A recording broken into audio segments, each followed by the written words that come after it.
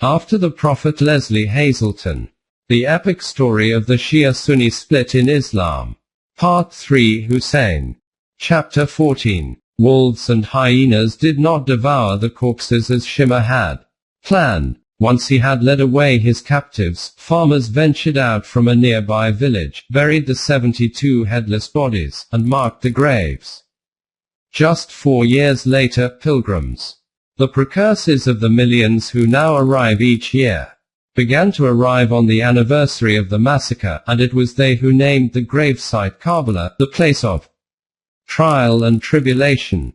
Hussein's head would have many resting places, its presence spreading along with the story of what had happened. Most say it is buried by the east wall of the Grand Mosque in Damascus. But some have it in a shrine near the main entry to the Al-Azhar Mosque in Cairo, while yet others maintain that it was spirited away to Azerbaijan for safekeeping. Some even say it was returned to Karbala. But far more important than the physical remains, what survived was the story, and it was the survivors who told it. The women and the girls, and one boy. Ali Zain al-Abidin, Hussein's adolescent son, never took part in the fighting. He could not rise from his bedding in the women's tent. Struck by severe fever, he had tossed and turned helplessly as his friends, his kin, and finally his father went out to meet the deaths. So when Shimmer and his men came bursting into the women's tent and caught sight of him, the sick boy was an easy and obvious target, and he too would certainly have been killed were it not for his aunt, Hussein's sister Zainab. Do not let Satan take away your courage, Hussein had told her on that final night, and now she displayed that courage. She hurled herself over her nephew and defied Shimmer to run her through with his sword. If you kill him, then you kill me with him, she declared. Not even Shimmer, it seemed, could kill the granddaughter of the Prophet in cold blood. Instead, he gave the order to take the boy captive along with the women. But Zainab would do more than keep alive Hussein's one remaining son. She would keep alive the memory of Karbala itself. Her words of grief as she was being led away in chains, her clothing torn and head bare, would haunt Islam through the centuries. O Muhammad, Muhammad, may the angels of heaven bless you. She wailed. Here is Hussein in the open, stained with blood and his limbs torn off. O Muhammad, your daughters are prisoners, your progeny are killed, and the east wind blows dust over them. Nobody in Iraq needed to be told what that east wind brought with it. That was the wind of blinding dust storms, the very breath of trial and tribulation. Even Shim's men repented when they heard her, or so at least some of them would claim. By God, she made every friend and every foe weep, one said later. But if the soldiers did indeed weep, they still obeyed orders. Ubaydallah had the captives publicly humiliated by parading them through Kufa, and, only once that was done, sent them on to the Caliph Yazid in Damascus, along with the severed heads. Some say it was not Ubaydallah but Yazid himself who then poked at Hussein's head with a cane and laughed gleefully as it rolled on the floor at his feet. But most say he angrily cursed Shimmer and Ubaydallah for the excess of zeal, his conscience roused by the fact that Zainab was there to call him to account.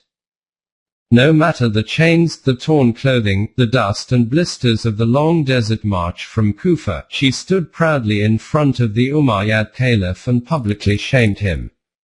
You, your father, and your grandfather submitted to the faith of my father, Ali, the faith of my brother Hussein, the faith of my grandfather Muhammad, she told him. Yet you have vilified them unjustly and oppressed the very faith you profess. At this, Yazid himself broke down in tears. If I had been there, Hussein, you would not have been killed, he swore, and gave orders for the captives to be treated as honored guests in his own household. On the 40th day after Karbala, the day the Shia commemorate as Arbain, or 40, he gave the women and girls and the one surviving son his assurance of protection and had them escorted back to Medina. Perhaps he had remembered what some say was Muawiyah's dying caution to him. If you defeat Hussein, pardon him, for he has a great claim. If so, it was too late. Reviled by the Shia, Yazid would hardly be better treated in memory by the Sunnis. Few would grieve when he died only 3 years after Karbala. Just as his forces were poised to take the city of Mecca, which had risen up in rebellion under the son of Aisha's ill-fated brother-in-law Zubair. Fewer still would grieve when his sickly 13-year-old son died just 6 months after that. And it is probably safe to say that none grieved for his second cousin Marwan, who then proclaimed himself caliph. The man who had played such a devious role behind the scenes throughout Othman's and Ali's caliphates finally achieved the power he had coveted for so long, but only briefly. Within the year he would be smothered to death by his own wife. All the while, the Karbala factor, as it would come to be called, was rapidly gaining strength. The story told by the 7th century survivors would not only endure but would grow in power to find renewed life in the 20th century. Religion is an amazing phenomenon that plays contradictory roles in people's lives. Said Ali Shariati, the charismatic lecturer who helped lay the intellectual foundation of the Iranian Revolution of 1979. It can destroy or revitalize, put to sleep or awaken, enslave or emancipate, teach docility or teach revolt. Khomeini understood him perfectly. Like Shariati, the Ayatollah grasped that Karbala was an enormously loaded symbol, a deep well of emotional, social, and political significance, seemingly infinitely adaptable to time and circumstance. Under the regime of the Shah, with political dissent banned under pain of imprisonment, torture, and execution, religion had become the umbrella language of protest and resistance. The Karbala story was the perfect vehicle for this. Its themes broke through the usual social and economic dividing lines to resonate with clerics and secular intellectuals. Liberals and conservatives, urban Marxists and tradition-bound villagers alike. Let the blood-stained banners of Ashura be raised wherever possible as a sign of the coming day when the oppressed shall avenge themselves on the oppressors. Khomeini wrote from exile in France in November 1978, and on Ashura itself, which fell on December 11 that year, the traditional processions were transformed into a powerful political weapon. Under intense pressure, the Shah lifted martial law for just 2 days, and millions of Iranians responded to Khomeini's call and marched in the streets, alternating the ritual cry of death to Yazid with a new one, death to the Shah.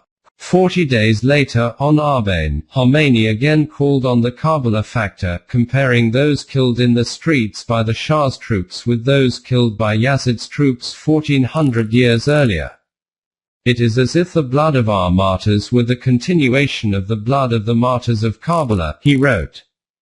It is our religious and national duty to organize great marches on this day. Despite the reimposition of martial law, the Karbala story again became the means of mass mobilization, and again the Shah's troops opened fire, creating yet more martyrs. By the end of the month the Shah had fled into exile. The revolution had succeeded, but with what many would see as a vengeance. Within 2 months the Islamic Republic was declared, and Khomeini announced himself the supreme leader. Liberal Muslims and secular intellectuals now discovered the other side of the religious fervor they had helped foment. Revolution gave way to theocracy. Freedom and justice, to Islamic dictatorship. Thousands of secular and liberal activists who had helped bring about the revolution were imprisoned and executed. Women disappeared behind head-to-toe veils. And even the young chador-clad women who had toted submachine guns in the streets of Tehran, calling themselves the commandos of Zainab, were quickly assigned to more traditional duties. Many of Shariati's teachings were soon declared un-Islamic, and his image, once featured alongside Khomeini on everything from posters to postage stamps, disappeared from view. The Karbala story was still used, though in a far more deliberately manipulative way. In the Iran-Iraq War of the 1980s, thousands of Iranian boys were given headbands inscribed with the word Karbala, then sent off to become human minesweepers. Wave after wave of them ran headlong into Iraqi minefields to be blown up to clear the way for Iranian troops, each of them in the desperate faith that he was heading for a martyr's paradise.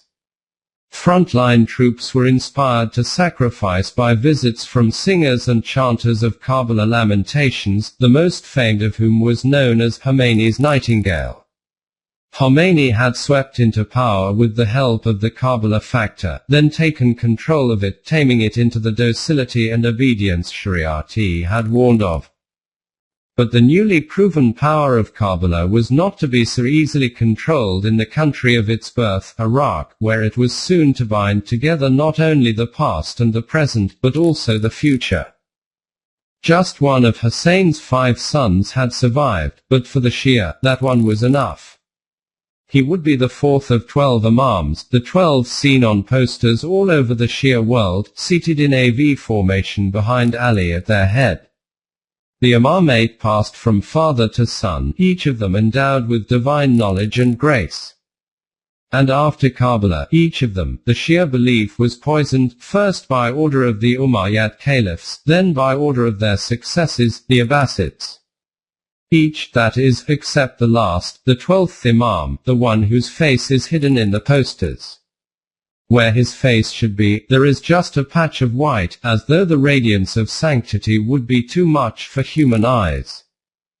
In fact, the 4th, 5th, and 6th Imams, Hussein's one surviving son, his grandson, and his great-grandson Jafar al-Sadiq, who laid the foundation of Shia theology, seem to have lived long lives in Medina. Whether poison did indeed account for the deaths is more a matter of faith than of record. But it is clear that once the Abbasids came to power, the life expectancy of the Shia Imams drastically decreased.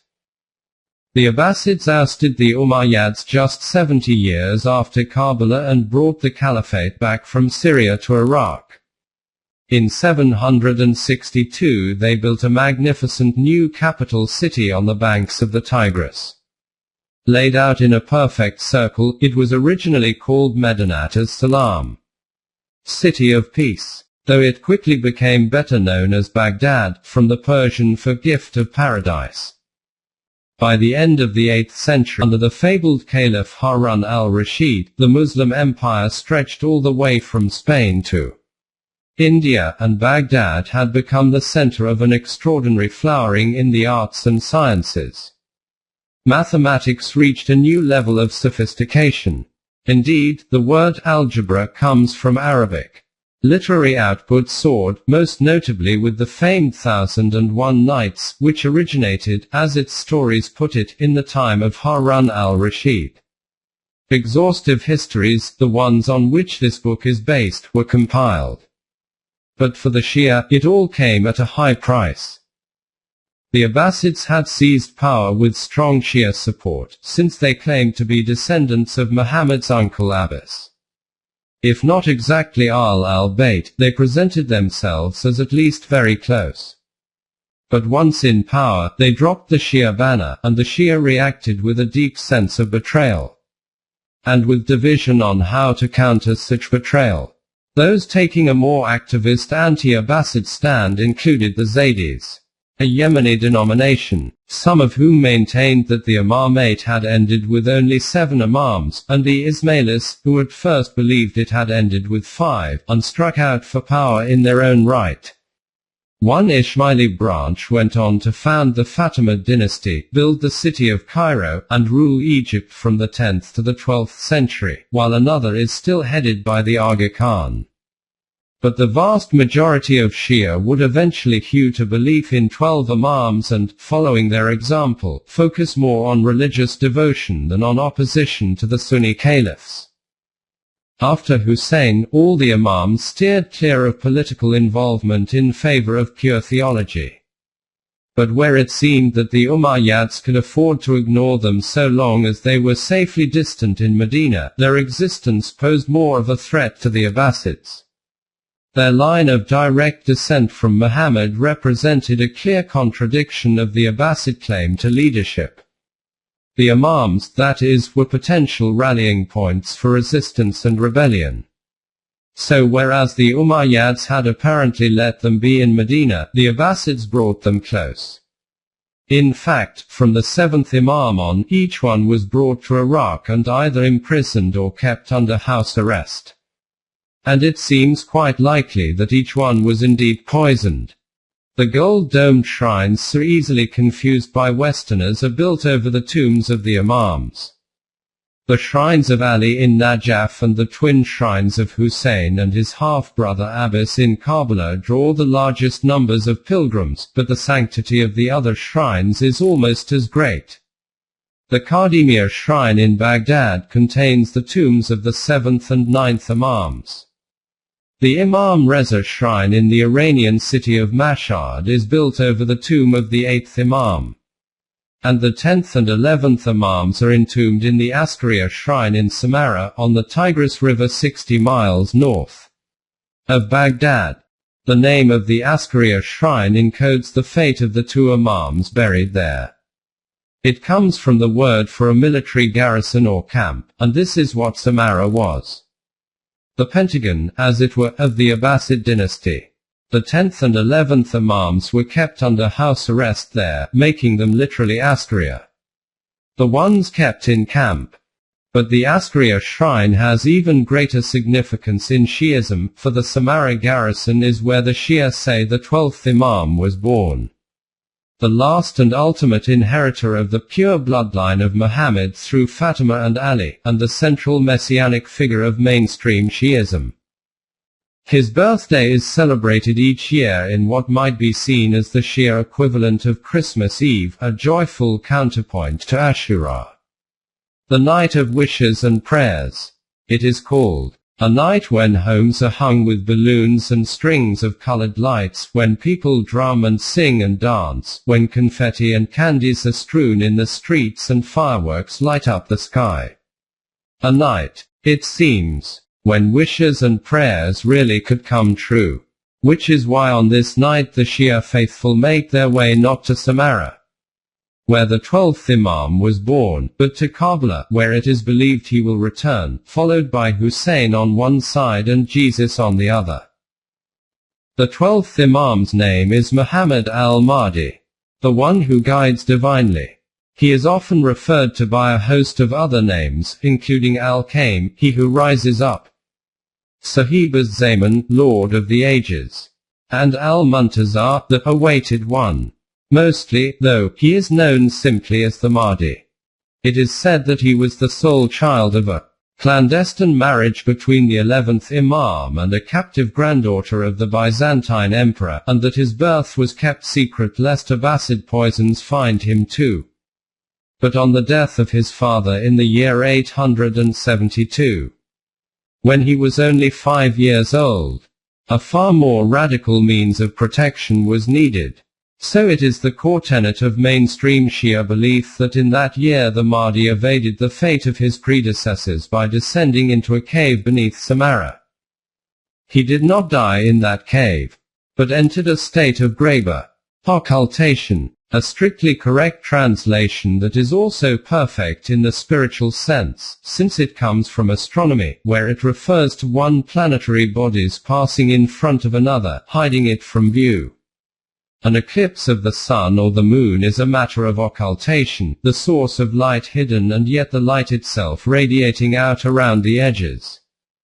But more plainly speaking, greba means simply concealment, which is why the Mahdi is often called the hidden Imam. This concealment is not permanent. It is a temporary state, a suspension of presence in the world rather than an absence, and it has lasted more than 1,000 years so far. The Mahdi will reveal himself again only on the Day of Judgment, when he will return to herald a new era of peace, justice, and victory over evil. The day and month of his return are known. The 10th of Muharram, the very day on which Hussein was killed at Karbala. But the year remains unknown. And precisely because it is unknown, it is always imminent, and never more so than in times of turmoil.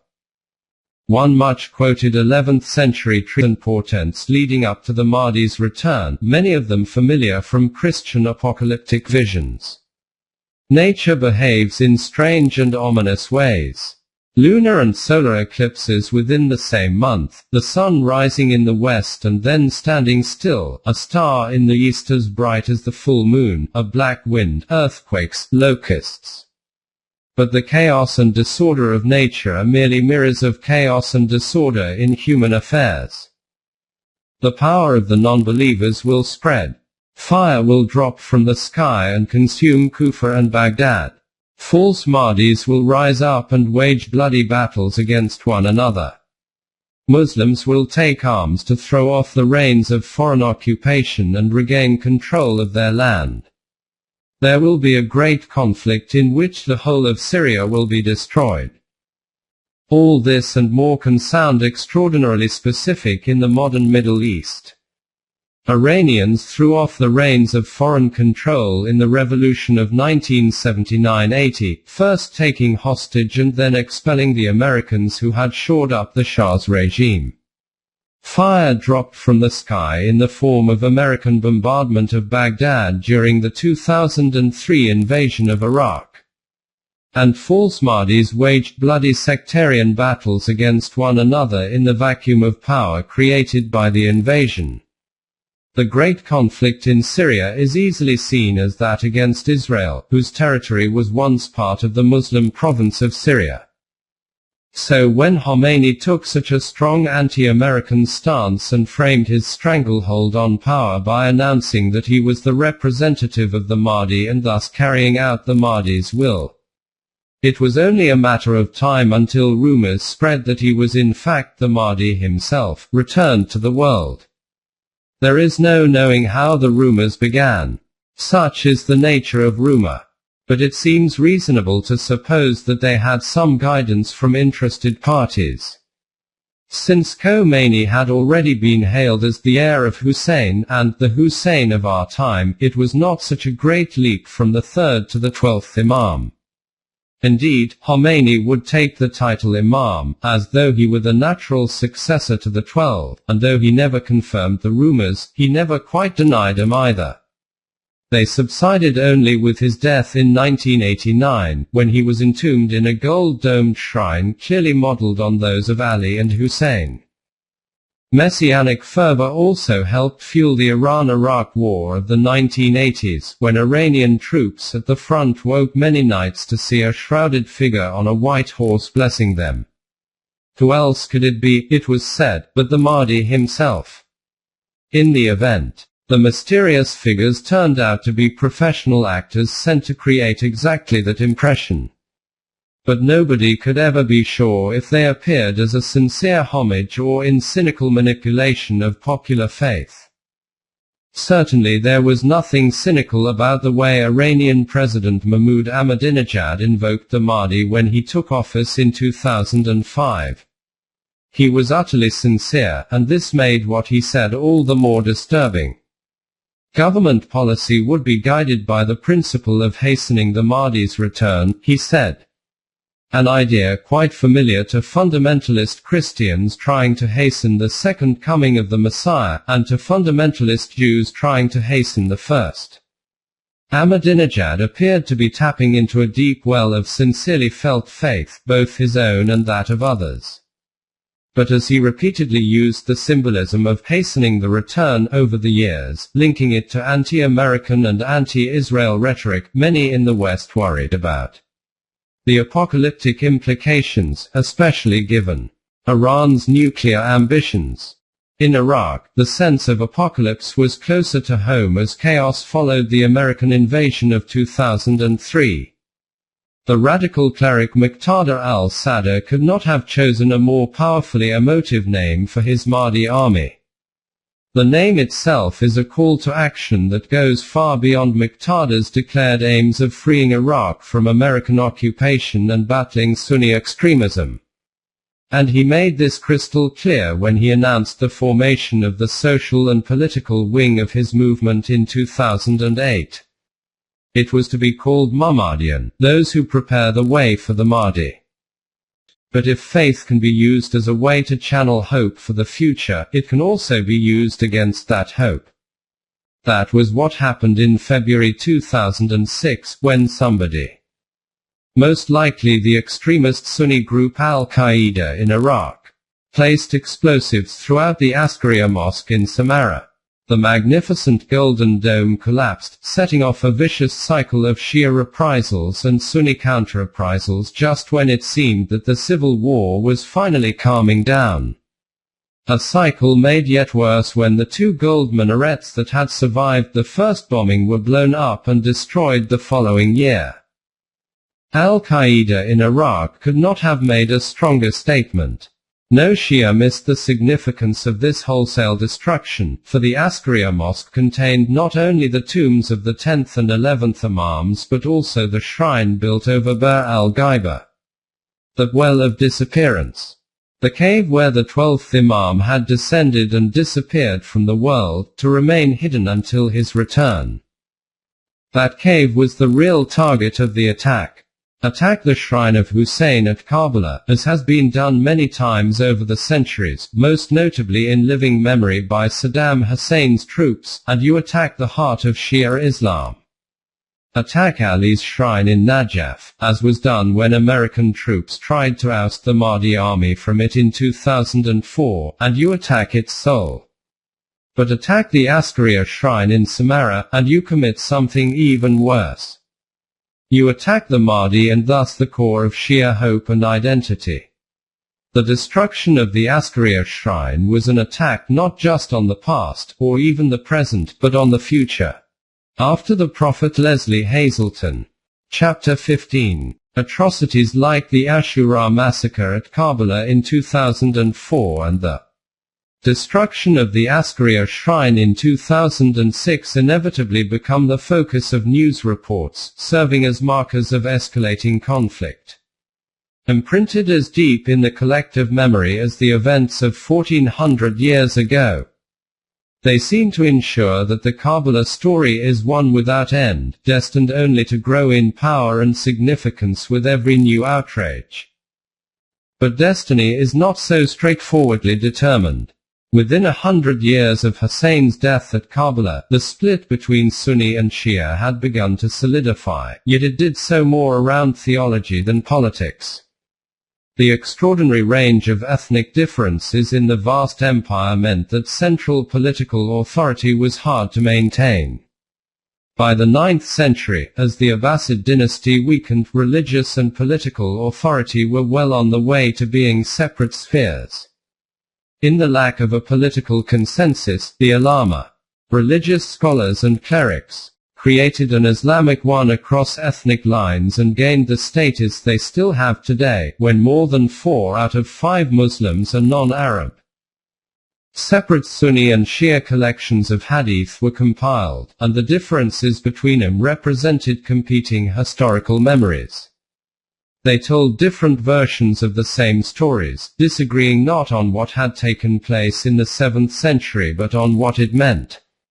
Where Sunnis would see Muhammad's choice of Abu Bakr as his companion on the Hijra, the emigration to Medina, as proof that he intended Abu Bakr to be his successor. For instance, the Shia would see his declaration at Ghadir Qum as proof of his designation of Ali. The Sunnis, in effect, would honor history as it had taken shape. The Shia would honor it as they believe it should have taken shape, and as they maintain it indeed did in a realm other than the worldly one. By the 10th century, the Sunni Abbasid caliphs had been reduced to little more than figureheads. Political power was in the hands of the Buyids, a strongly pro-Shia group from northeastern Persia that instituted the Ashura rituals as we know them today. But Baghdad's hold on the empire continued to weaken, and by 1258 the city was helpless to resist the Mongol invasion under Hulagu, a grandson of Genghis Khan. The once great empire split into a welter of localized dynasties, both Sunni and Shia. It would be another 2 centuries until relative stability was achieved, with the Middle East once more divided as it had been under the Byzantines and the Persians. This time the divide would be between the Sunni Ottoman Empire based in Turkey and the powerful Safavid dynasty in Persia. Today's Iran, which made Shiism the state religion. Again, Iraq was the borderland, the territory where the 2 sides met and clashed most violently. Yet despite the horrendous eruptions of violence in Iraq, Karbala itself came under attack numerous times, most savagely by the Wahhabis in 1802 and by Turkish troops in 1843, when 1/5 of the city's population was slaughtered. Shia and Sunnis for the most part accepted difference rather than exacerbate it. On the everyday level, they sometimes even embraced it. The ulama would never be able to control popular religious customs that contradicted official practice. Veneration of Ali was common among Sunnis as well as Shia, and still is. Despite official Sunni abhorrence of idolatry, pilgrimage to shrines and prayer for the intercession of holy men remained popular among Sunnis as well as Shia. And while Ashura commemorations sometimes sparked Sunni attacks, at other times Sunnis participated in the rituals along with the Shia neighbors. What happened was less a result of theological difference than of the politics of the time. As with any matter of faith, in modern America as much as in the Middle East of centuries ago, the Sunni-Shia split could always be manipulated for political advantage. Whatever balance there was would be changed utterly by World War I and the consequent partitioning of the former Ottoman Empire. Western intervention reshaped the Middle East, often in what seems astonishingly cavalier fashion. The British enabled the Wahhabi Saudi takeover of Arabia, installed a foreign Sunni king over Shia-majority Iraq, and shored up the Nazi sympathizer Reza Khan as Shah of Iran. After World War II, the United States took over as prime mover. Motivated by Cold War ideology, it helped engineer a coup d'état against Iran's newly elected Prime Minister Mohammad Mossadegh and reinstated the autocratic regime of Reza Khan's son, Shah Reza Pahlavi, under whom Iran first aspired to nuclear power. With American encouragement, successive U.S. administrations backed the Wahhabi-dominated Kingdom of Saudi Arabia not only for access to its oil but also as a bulwark against Nasser's pro-Soviet regime across the Red Sea in Egypt. In the 1980s the United States joined forces with Saudi Arabia and Pakistan to fund the anti-Soviet Mujahideen, literally jihad fighters, or as Ronald Reagan preferred to call them, freedom fighters, in Afghanistan, and in a rather stunning example of unintended consequences, these troops later formed the basis of the Taliban. In that same decade, the United States found itself arming both sides in the Iran-Iraq War, supporting Saddam Hussein in order to counter the fierce anti-Americanism of post-revolutionary Iran, while also supplying Iran in the murky arms for hostages Iran-Contra affair. Such heavy-handed intervention helped create the intense anti-Westernism that today underlies both Sunni and Shia radicalism. The fear and resentment of manipulation by the West were expressed in best-selling fashion by Iranian cultural critic Jalal al-e Ahmad, whose 1962 book Garbzadegi, Occidentosis, or Westoxification, saw Western cultural and financial dominance as a fatal disease that had to be rooted out of the Iranian body politic and by extension out of Islam as a whole. Ahmad's call was taken up across the Shia-Sunni divide by Egyptian radical ideologue Sayyid Qutb, who helped lay the groundwork for modern Islamism. In his 1964 book Milestones, Qutb wrote that setting up the kingdom of God on earth and eliminating the kingdom of man means taking power from the hands of the human usurpers and restoring it to God alone. A deliberate echo of judgment belongs to God alone, the 7th century rallying cry of the Khariji rejectionists who assassinated Ali. Sunni and Shia radicals alike called on a potent blend of the 7th century and the 20th. On the Karbala story and on anti-Westernism. By the 1980s such calls were a clear danger signal to the pro-American Saudis, who were highly aware that radical Sunni energies could come home to roost in an Arabian equivalent of the Iranian Revolution. Their answer, in effect, was to deal with radical Islamism by financing it abroad, thus deflecting its impact at home. The Saudis became major exporters of Wahhabi extremism and its bitterly anti-Shia stance, from Africa to Indonesia, countering a newly strengthened sense of Shia identity and power. The Shia revival, as it's been called, energized by the Iranian Revolution. The Sunni-Shia split had again become as politicized as when it began. In such a confrontation, the Sunnis would seem to have a clear advantage since the Shia are only some 15% of all Muslims worldwide. But raw numbers can be misleading. In the Middle East heartland of Islam, the Shia are closer to 50%, and wherever oil reserves are richest. Iran, Iraq, and the Persian Gulf Coast, including eastern Saudi Arabia. They are in the majority. So long as oil dominates the world economy, the stakes are again as high as they were at the height of the Muslim empire. And the main issue is again what it was in the 7th century. Who should lead Islam? Now played out on an international level. Where Ali once struggled against Muawiyah. Shia Iran and Sunni Saudi Arabia today vie with each other for influence and political leadership of the Islamic world. A power struggle demonstrated most painfully in the cities of Iraq and in the mountains of Afghanistan and Pakistan. As the United States has at last recognized. With thousands of American troops killed in Iraq and Afghanistan. Westerners enter such a power struggle at their own peril.